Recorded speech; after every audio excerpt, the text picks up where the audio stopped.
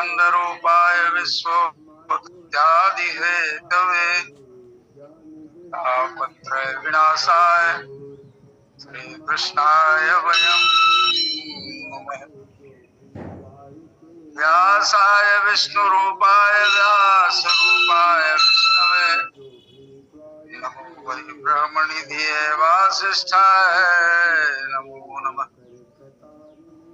नमोस्तुते व्यास विशाल बुद्धे उल्लारविन्दाय यत्पत्र नेत्र येन त्वया भारत तैलपूर्णः प्रज्वालितो ज्ञानमयः प्रदीपः स्वरूप प्रबोधक सर्वशास्त्र विशारद एतद् कथा प्रकाशेन मदज्ञानं विनाशय।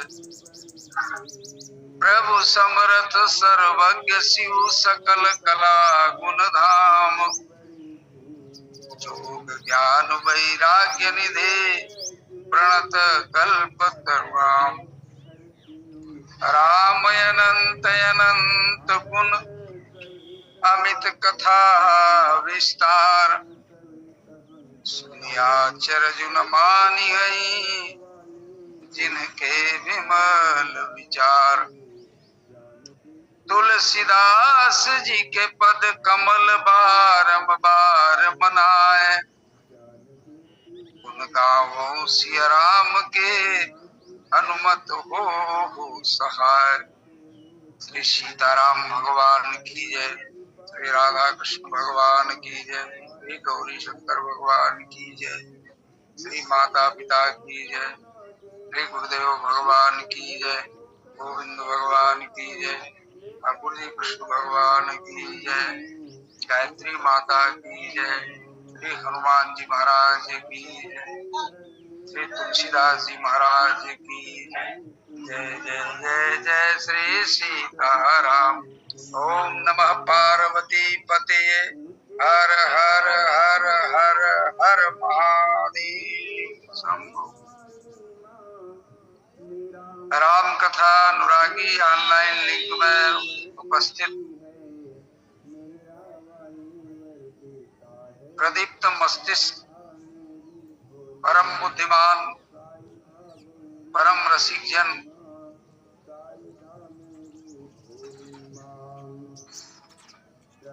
आप सबको मेरा भगवत भाव से प्रणाम। लिंक के संचालक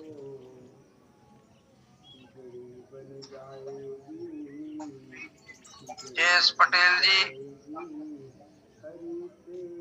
स्नेह मेरा प्यार, सूक्ष्म रूप से विराजमान राम कथा में श्री शिव जी और श्री हनुमान जी विराजमान है। आज माँ गायत्री के मंदिर में बैठकर मुझे ये राम कथा कहने का सुयोग प्राप्त हो रहा है। माँ गायत्री और गुरुदेव गुरु माता को भी प्रणाम। श्री हनुमान जी महाराज मुझ पर कृपा करें। हनुमान जी महाराज मुझे माध्यम बनाकर भगवान राम की कथा बोले, गाए और बजाए। अब ये मंदिर तो है, मंदिर में सब आते जाते हैं। अब यहाँ सेवा जस वाले आ गए हैं। अब हम रामायण में कहीं गए थे और मार्ग में ही अपना समय और स्थान बनाए हैं, पर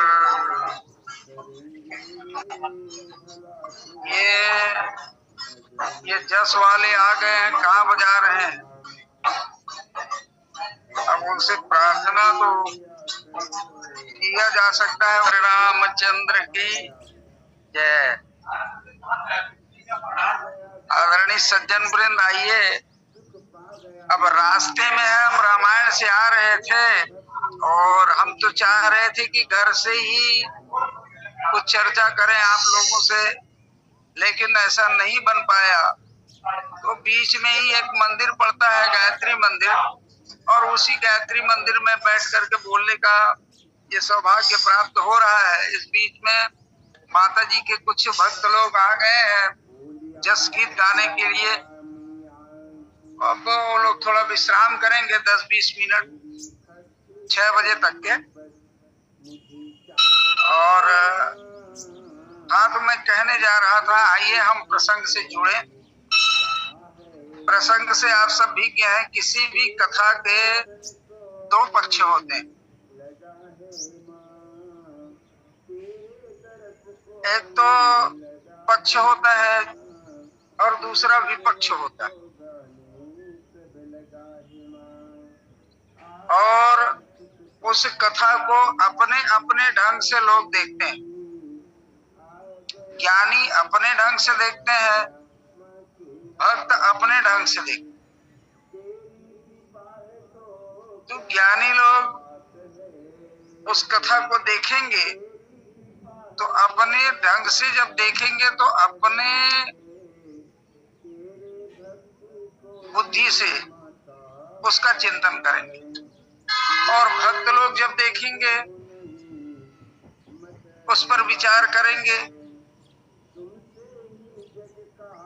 तो अपने भाव को रखते हुए वो विचार करेंगे। अब कैकेयी अम्बा के संबंध में ये प्रसंग है। जितने भी सब वहां के लोग हैं ये सब मिलजुल कर कह रहे हैं कि भाई ये क्या किया इसने। मिले ही मांझ विधि बात बिगारी, जाता दे कैकेयी गारी। कैकेयी अम्बा को गाली दे रही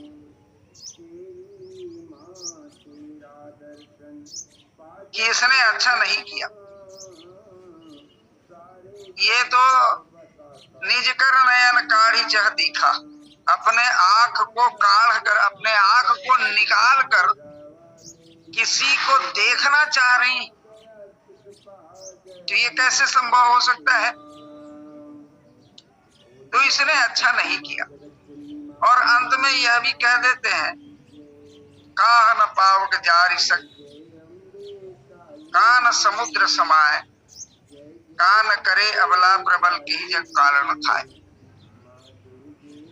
ये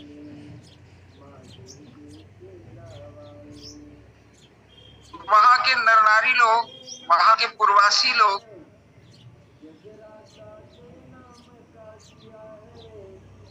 कह रहे हैं कि भाई आग किसको नहीं जला सकती और समुद्र में क्या नहीं डूब सकता। और ये अबला जब प्रबला बन जाए तो क्या नहीं कर सकती। और काल किसको नहीं खाता। तो ये संसार की चर्चा हो रही है, सांसारिक वस्तुओं की चर्चा हो रही है। सांसारिक वस्तुओं की जब चर्चा, संसार में ऐसा क्या है, ऐसी कौन सी चीज है जिसको आग जला नहीं सकती, सबको आग जला देती है। समुद्र में ऐसा क्या है कि डूब नहीं सकेगा। आप सब लोग जानते हैं 80% जल है और 20% थल है। उसमें डूबने में क्या समस्या आएगी। अबला जब सबला बन जाती है, प्रबला बन जाती है, तो क्या नहीं कर सकती, सब कुछ करने में सक्षम है वो। अच्छा, एक बात और है, जो भी हो रहा है वो अबला प्रबला बन करके सब कर रहे हैं। हम तो बस सोच बस लेते हैं कि हम ही चला रहे हैं घर को, हम ही कुछ कर रहे हैं। जी नहीं। और ये काल किसको नहीं खाता, सबको काल खा जाता है। केवल काल भगवान ही हैं जो एक बचे रहते हैं, सबको काल खा जाते हैं। अब कैकेयी अम्बा के संबंध में कहा जा रहा है, कैकेयी निंदनीय है कि वंदनीय है। विचार करें। कई कई निंदनीय है कि वंदनीय है। वर्मा गुरु जी विचार कीजिए, और शुक्ला भाई आप भी लगे हैं, ये मेरा सौभाग्य है। तुलसी मानस प्रतिष्ठान राजनाथ गांव के अध्यक्ष लगे हुए हैं कि आज मुझे सुन रहे हैं। तो विचार कीजिए कि निंदनीय है कि वंदनीय है, क्या कहें उसको। नूतन बहिनी ये बताते हैं कैसे निंदनीय है कि वंदनीय है। तो सब कहते हैं कि निंदनीय भी है और वंदनीय भी है, निंदा करने योग्य भी और प्रशंसा करने योग्य है। अरे यार एक बात बोलो ना। तो भक्त अपनी दृष्टि से देखता है और ज्ञानी अपने दृष्टि से देखता है। अब ये किसके लिए निंदनीय कर्म करने वाली है और किसके लिए वंदनीय कर्म करने वाली है, ये कई अम्बा, इस पर चर्चा तो होगी। पर इस भाव को समझने के लिए हमारे पास पक्ष और विपक्ष दो भाव रखने की आवश्यकता है। किसी भी प्रसंग को उठाकर आप देख लीजिए। मैं इसी ऑनलाइन लिंक में लगभग 5-7 ऑनलाइन लिंक में बोला हूं माता सती के पक्ष में, और वहां पर जितने भी सब रामायणी है ये सब कूट कूट कर उनकी भर्त्सना करते हैं, और मैं उनके पक्ष में कहा हूं कि माता सती ने जो की है वो बहुत अच्छा की। भक्तगण के लिए तो उसने, क्योंकि भाई किसी भक्त के भगवान की परीक्षा आप लेंगे, किसी भक्त के भगवान की परीक्षा जब आप लेंगे तो क्या भक्त स्वीकार करेगा? भक्त तो स्वीकार नहीं करेगा। अरे मेरे भगवान की तू परीक्षा ले रही है, और ईश्वर परीक्षा के विषय तो नहीं है। लेकिन किसी ज्ञानी को कह दीजिए कि ये भगवान है, अमुक व्यक्ति भगवान है, तो अमुक व्यक्ति भगवान हो सकता है, मानेगा वो ज्ञानी? नहीं मानेगा। अच्छा, माता सती जो ब्रह्म की परिभाषा बोलती है वो क्या गलत बोलती है? ब्रह्म जो व्यापक बीरज अज अकल अनीह अभेद सो की देह दर होई नर जाहि न जानत भेद, ये गलत है क्या? ब्रह्म की परिभाषा यही तो है ब्रह्म की परिभाषा।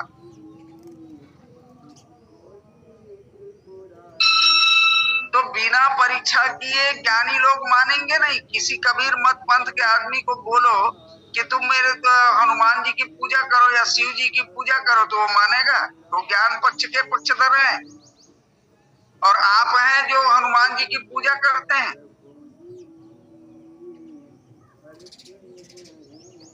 किसी ज्ञान मार्गी को कहो तो वो स्वीकार नहीं कर। ठीक इसी तरह से माता सती, दो पक्ष है इसका। भगवान शिव जी वहां भक्त के रूप में खड़े हैं और माता सती वहां खड़ी है, तो वो ज्ञान पक्ष को लेकर, बुद्धिमता के पक्ष को लेकर खड़ी। वो तो जानती है, लेकिन जानती है तो कैसे ब्रह्म को जानती है? निराकार ब्रह्म को जानती है, वो साकार ब्रह्म को मानती नहीं।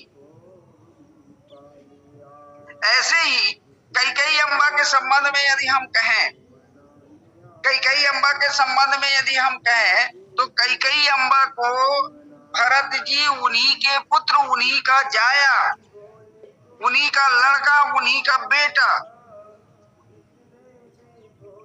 जो मन में आए, जो मन में आया उनकी भर्त्सना किए हैं। करीन जी हम मुख परे उन कीरा, जननी तू जननी भाई, जो मन में आया कह दिया। ये भक्त श्री भरत जी महाराज भक्त हैं, और भगवान राम को कहा गया कि भाई आपकी माता ने अच्छा नहीं किया। पहले हम इस प्रसंग के संबंध में खूब अच्छी तरह से समझ लें। आज मैं एक ही लिंक में बोलने का प्रयास करूंगा इसको, लेकिन जब तक हम इसको ठीक से नहीं समझेंगे तब तक के इनके पक्ष और विपक्ष के संबंध में वक्ता जब भी होता है, कोई लेखक होता है, वक्ता होते हैं, तो पक्ष और विपक्ष दोनों को रखते हैं। ध्यान रखिए।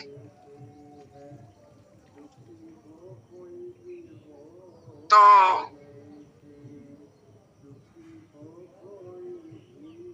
भगवान राम को पूछा गया, क्यों भाई कैकेयी अम्मा ने तो अच्छा किया कि नहीं किया? भगवान राम ने कहा कि वो जो जड़ है, जो मेरी कैकेयी अम्मा की निंदा करते हैं, वो मूर्ख लोग हैं। अब यहाँ भरत जी खूब उसकी निंदा कर रहे हैं, भर्त्सना कर रहे हैं, और यहाँ भगवान राम कहते हैं कि नहीं नहीं नहीं, दोष देई जननी जड़ते जिन गुरु साधु सभा नहीं से, वो मूर्ख है, ऐसा कहते हैं। तो ज्ञान के पक्ष में रहने वाला अपनी दृष्टि से उस व्यक्ति को, उस प्रसंग को, उस काल को देखता है, और भक्त अपनी दृष्टि से उसी प्रसंग को, उसी काल को, उसी व्यक्ति को अपनी दृष्टि से देखता है। इसीलिए ये रामचरितमानस अगाध है। कोई भी सदग्रंथ आप उठा के देख लें, वो अगाध है। इसके लिए इसको ज्ञानी भी पढ़ते हैं रामचरितमानस को, और भगवान के भक्त भी पढ़ते हैं इसको, कर्म योगी भी पढ़ते हैं इसको, और सब अपने अपने दृष्टि से इसको निकाल लेते हैं और निकाल के बोलते रहते हैं। पर दिक्कत ये बात है कि आजकल ज्ञानी और भक्त और ये कर्म योगी एक दूसरे के पीछे पड़े हैं, एक दूसरे को बस ढकेलने के लिए लगे हैं। खैर, मैं मानस के प्रतियोगिता मंचों से तो नहीं जुड़ा हूं, पर अतिथि के रूप में जब मुझे बुला दिया जाता है तो मैं जाता हूं, और अब जाता हूं अतिथि बनकर, तो निर्णायक के पास बिठा देते हैं, और निर्णायक के पास जब मैं बैठ जाता हूं तो वो कहते हैं, देखो महाराज जी, देखो ये मंडली वाला ना इसको नहीं बोला, उसको नहीं बोला। अच्छा, तो मैं बोलता तो नहीं हूँ, चूंकि मैं अतिथि बन के गया हूँ भैया, मेरे माथे में तिलक और वो बिना गिरी वाले नारियल मुझे प्राप्त करना है। क्या ठिकाना वो नारियल मिलेगा उसका, तो कुछ अच्छा वाला दे दे, ऐसा सोच के मैं बोलता हाँ हाँ ठीक है ठीक। मैं पूछना चाहता हूँ, अभी कोई मैं प्रतियोगिता मंच में नहीं हूँ, जो वो बोल रहे हैं उसको तू जानता है क्या? जो बोल रहे हैं उसको तू जानता है क्या? नहीं जानता। तो अपने डायरी में उसको भी लिख लेना, नहीं जानता उसको। तो ये लोग टेप लेके घूमते रहते हैं, निर्णायक लोग। उनके टेप के नाप में आ गए तो पहला, दूसरा, तीसरा, पांचवा, सातवां जो भी, और उनके टेप के नाप में नहीं आया तो आप गए।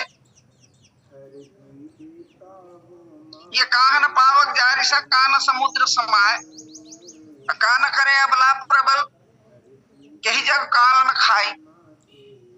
इस पर यदि अलग अलग भाव न रखे तो वो प्रतियोगिता में जो प्रतिभागी मंडली गई रहती है उसको निर्णायक एक नंबर नहीं देगा, चाहे वो कैसी भी मंडली हो। ये तो बड़ी दिक्कत हो रही है। अभी जो बोल रहा हूं जिस प्रसंग पर, मुझे यदि प्रतियोगिता मंच में बिठा दिया जाए तो मुझे एक नंबर नहीं मिलेगा, क्योंकि मैं बोल नहीं रहा हूं।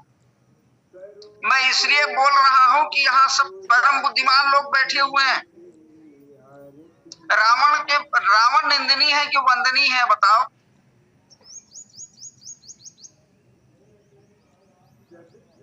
निंदनीय है, कह दिए निंदनीय है, लेकिन वो बड़ा पंडित है, उसको भी तो लिखा है। 4 वेद 6 शास्त्र के वो ज्ञाता थे,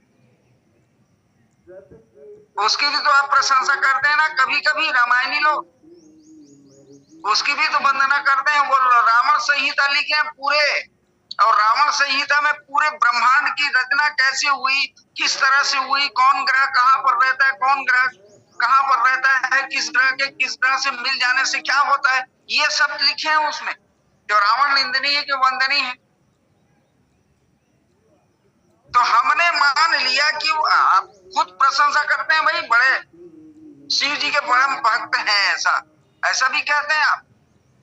तो यहाँ भक्तों के द्वारा कहा जा रहा है ये बातें, कान पावक जारी सक कान समुद्र समाए।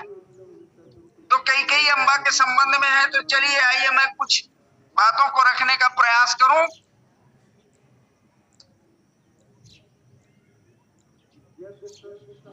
काहन पावक जारी सक, तो ये आग की तरह है कई अम्बा।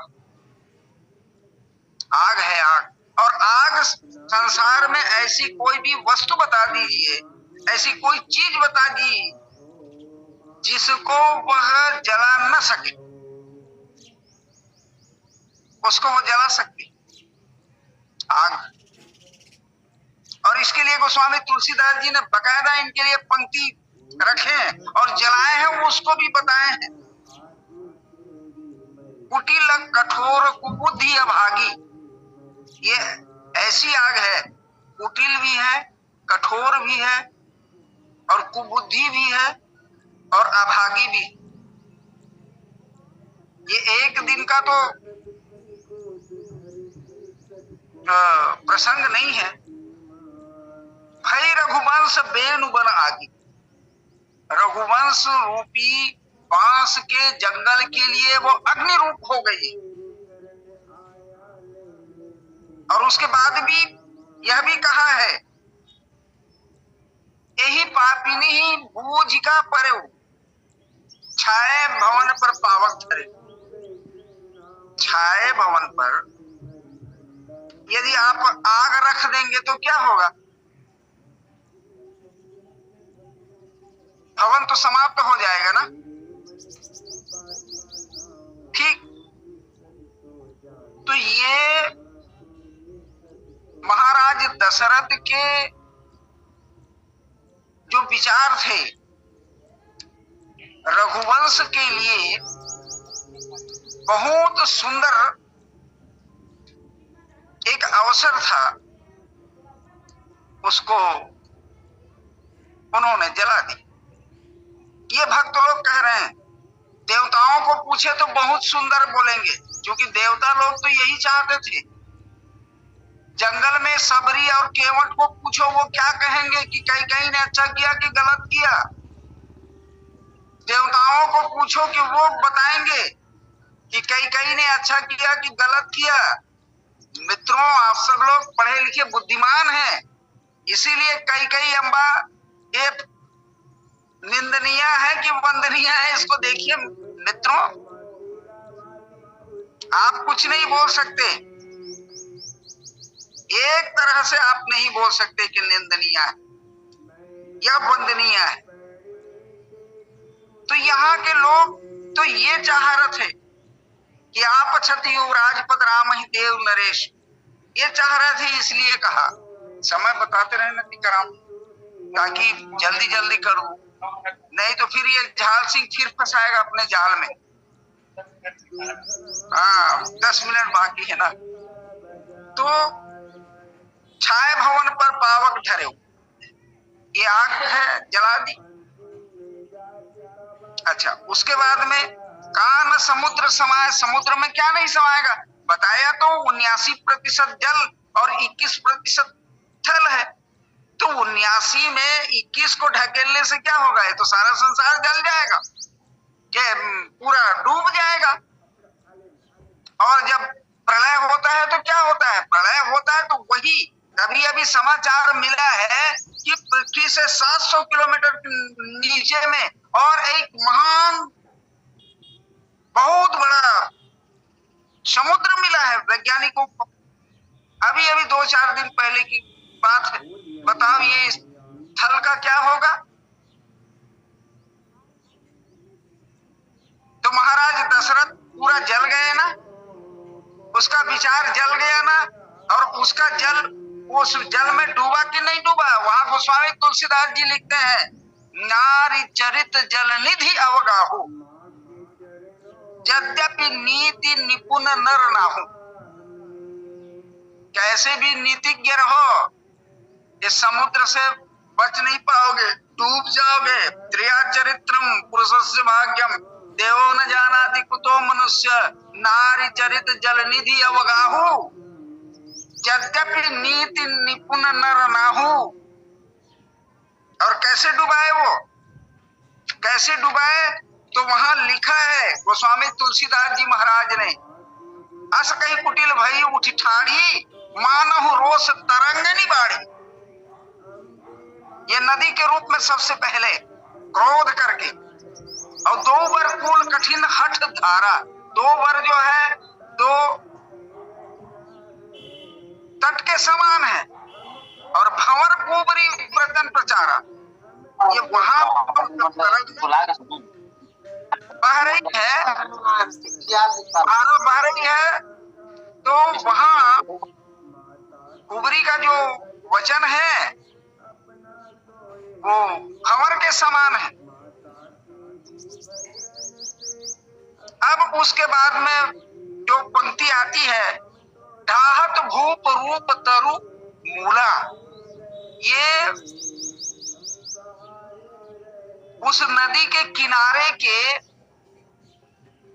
ये पेड़ बन गए महाराज दशरथ जी, और चली विपत्ति बारिधि अनुकूला। और ये विपत्ति कौन, ये समुद्र कौन सा समुद्र है? तो विपत्ति का समुद्र है, दुख का समुद्र है। और चली विपत्ति बारिधि अनुकूला, कैकेयी के क्रोध रूपी जो तरंगे हैं वो उसको ले जाकर के सीधा समुद्र में डुबा देते हैं। ये गोस्वामी तुलसीदास जी महाराज कह रहे हैं, नारी चरित सिंधु अवगाही। अच्छा, अबला प्रबला, क्योंकि हमारे पास समय कम है, 5 मिनट समय, कहा न करे अबला प्रबल। ये अबला है ना, मंथरा और कैकेयी, मंथरा और कैकेयी अयोध्या में बहुत ही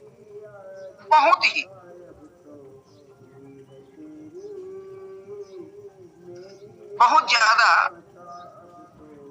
इसका कोई अस्तित्व न के बराबर। केवल इनको हवन से फुर्सत नहीं, लेकिन वो प्रबला बन गई। और प्रबला जब बनी तब समस्त अयोध्या के जितने भी और लोग थे उनके सारे मंसूबों पर पानी फिरा। ये कुबरी देख, जेकर पीठ में कुबरी निकले तेला देख ले। अब कई है फिर बोला स्वीकार कर लीस, और वो वरदान मांगे तत्की में महाराज दशरथ थर थर कांपे लगे। अरे जेकर बाहु के बल से पूरा देवता मन राज करे तेनहा, वो किस बसत की सुनो प्राण प्रिय भावत जी का देहु एक बार बरतई टीका, और दूसर बार मांगो कर जोरी पूर्वहु नाथ मनोरथ मोरी। अब किस ना वोतकी में फिर एक ठनो वरदान मांगी, सब जानत हो सब रामायणी हो, ये पक्का याद है। तापस बेश विशेष उदासी 14 वर्ष राम वनवास, बस ही चौपाइल को जब पढ़ीस नहीं कई है रामायण के महाराज दशरथ ओहो हो गई नहीं होकर अबला उत्कट बिरले अबला समझाते रहे। अब वह सबला बन गए, प्रबला बन गए। अब प्रबला बन गई तो और हमारे सर रेणु खचेड़ू लल्लू पंजू बात का छोड़ने जी भगवान के घलो राजगद्दी घलो टार दी सो। सबला प्रबला है, देख कैसे बन गए। तब तो ये सबला जो है वो प्रबला बन गई, आओ कहीं जगह काल न खाए। तब महाराज दशरथ खादिस, बड़ा ध्यान से सुनू, महाराज दशरथ के लिए पंक्तियां थे, लखी नरेश बात फूल साची, तिय मिसमीच शीश पर नाची। ये नारी के रूप में मृत्यु नाच रही है। गोस्वामी तुलसीदास जी महाराज लिखे है, भाई मैं नहीं कहा था दादा, लखी नरेश बात फूल साची, तिय मिसमीच शीश पर नाची। वो स्त्री के रूप में ये मृत्यु मेरे शीश पर नाच रही। इस तरह से महाराज दशरथ जी कहते हैं। और एक दोहा भी है, मरम वचन सुनि राव कहु कछ दोष न तोर, लागे तो ही पिशाच जिमि काल कहावत मोर। अच्छा, महाराज दशरथ जी की मरीज, महाराज दशरथ जी से मरीज का तो ओकर काल बनिस तो नहीं हो, काल बन गए हो। तो कई जो है ये कर्म में, आइए हम संक्षिप्त में चर्चा करें। कई कर्म के प्रतीक हैं और कर्म में जब संक्रमण हो भेद बुद्धि का, द्वैत भाव का, द्वैत बुद्धि का, द्वैत बुद्धि उनके जीवन में आ गई तो ये मंथरा ही द्वैत बुद्धि है। और द्वैत बुद्धि के कारण, भेद बुद्धि के कारण वो राम और भरत में राग और द्वेष का निर्माण कर बैठती। राग भरत के लिए और द्वेष श्री राम के लिए।